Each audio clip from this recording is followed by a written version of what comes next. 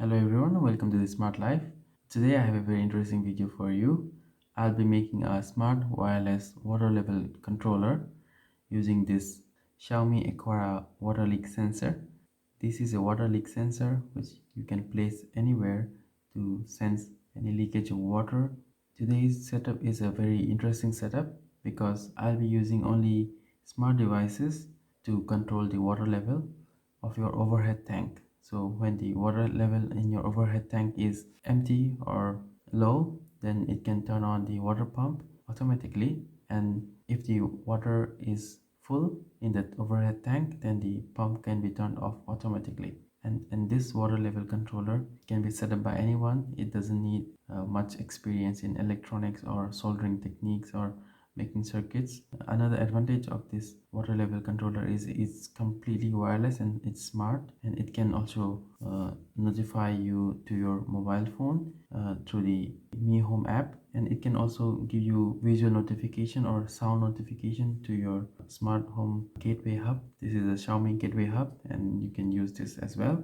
In my setup, I'll be using two of such kind of water leak sensor, one Wi-Fi based smart socket.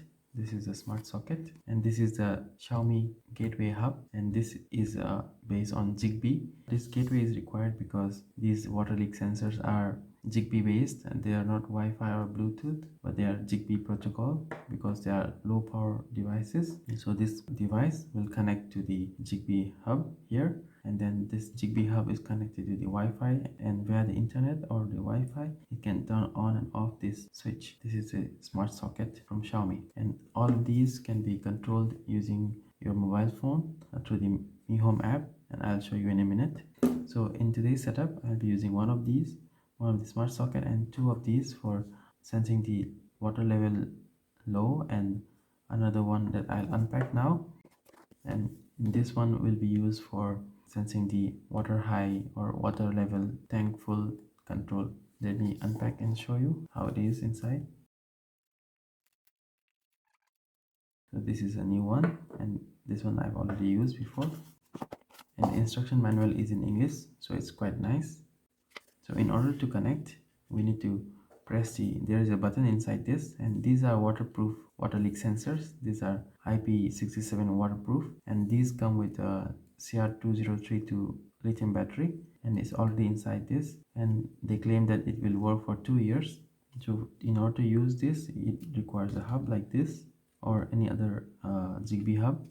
Another advantage of using this kind of leak sensor is the technology that they are using to sense the water level here. So these are inductive probes, as you can see here, inductive probes. Previously I was using a water level controller, a commercial water level controller, and they use this kind of steel probes. So these work quite well, but it worked only for a few months. That is because these are based on direct current DC voltage based water level sensor, and these are working fine, but the positive electrode that comes with the water level sensor is corroded and it stopped working. The main sensing positive electrode is corroded, so the water level sensor failed and the water level controller stopped working within 2 months.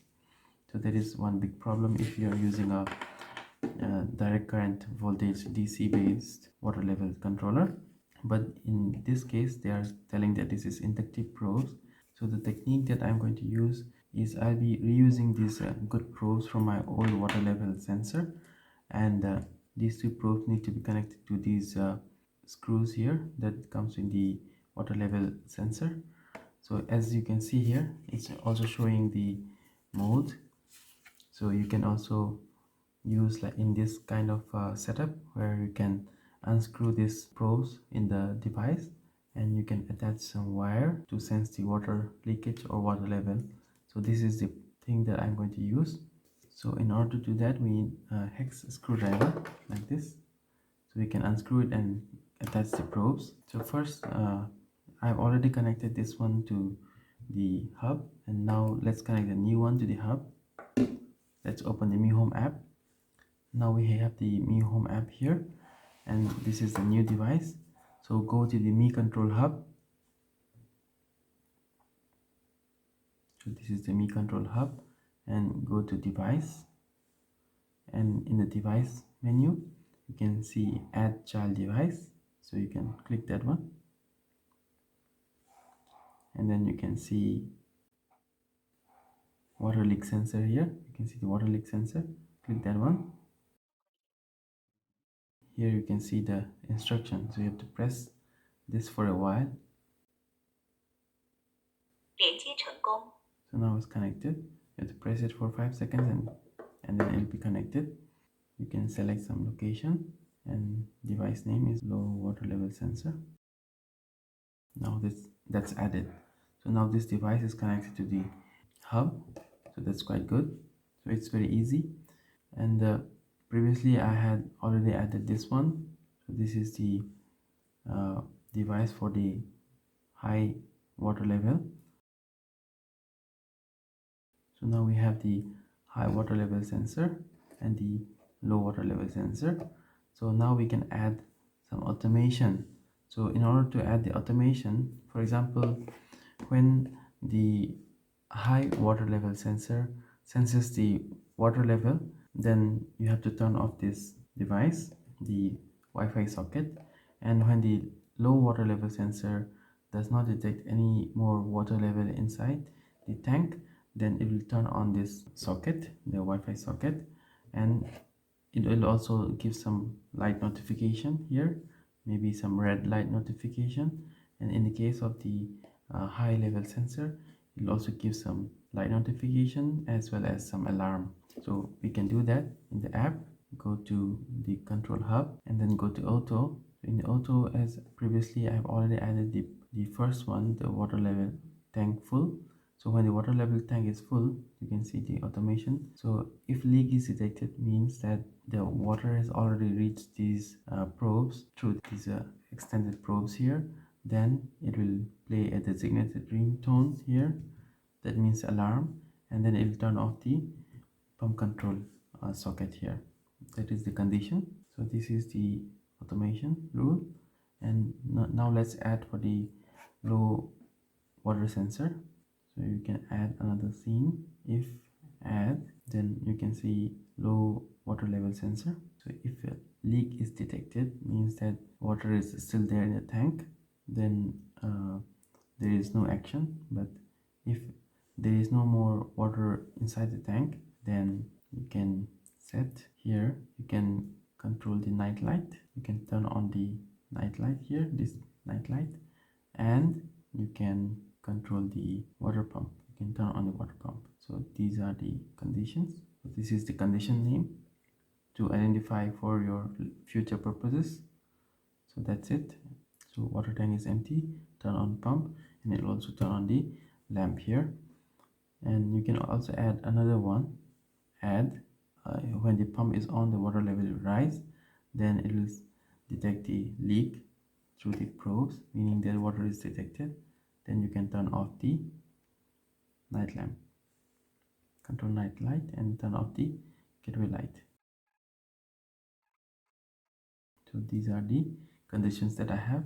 So when the water tank is full, it will turn on the lamp here, as well as it will sound some alarm, and then it will turn off the socket, Wi-Fi socket, to turn off the pump.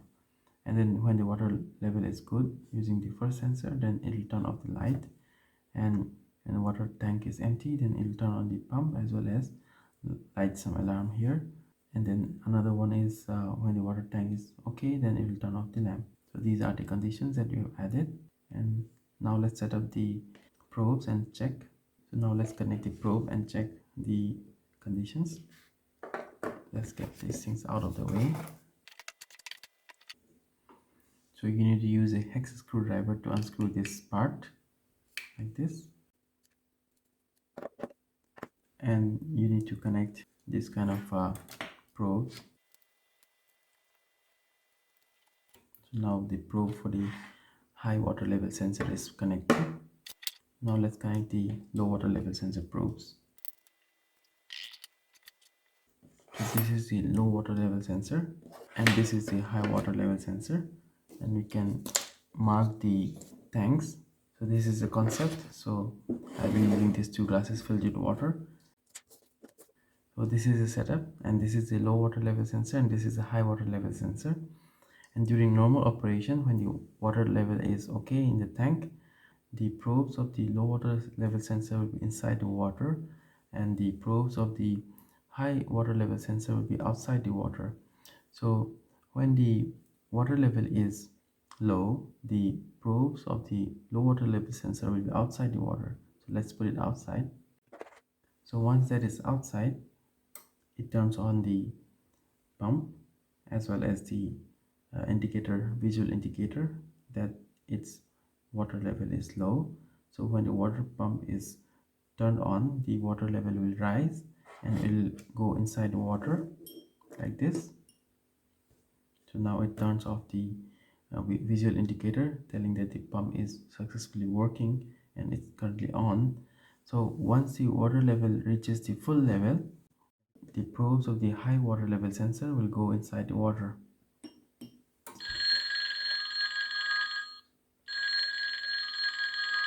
So once that is done, it sounded an alarm and it turns off the water pump here. That is it, and that's how it works. It's a very simple setup. It's a very smart. And another thing is you can also see the messages in your mobile phone. So it will give you alerts that the low water level is triggered or the high water level is triggered, and this you can see anywhere. And you can also, using this setup, you can also turn on the water pump from anywhere over the internet, so like this, using the smart socket. So that's a very easy setup, and this is what I want to share with you. And another thing is, if you want to add a pump dry run protection for your underground tank where you are going to take water and pump it to the overhead tank, in that case you have to add another of these sensor, and you can also add these sensor probes into the water tank, and it can function similar to the low water level. But in that case you can add new condition, automation condition, where it should say that it will turn on the water pump only when the water level is detected inside the underground tank. And these sensors have a range of around 5 to 10 meters, and this will go to near to your overhead tank, and this Mi hub, the Zigbee hub, needs to be placed near these sensors. So in that case, when you want to see the visual notification, or when you want to hear the sound of the alarm, then you have to add another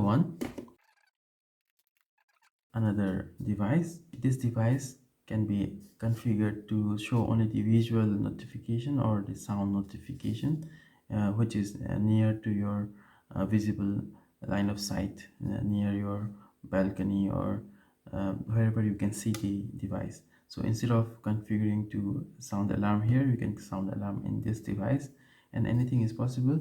That's it, and thank you for watching. Please consider subscribing, and I'll see you next time.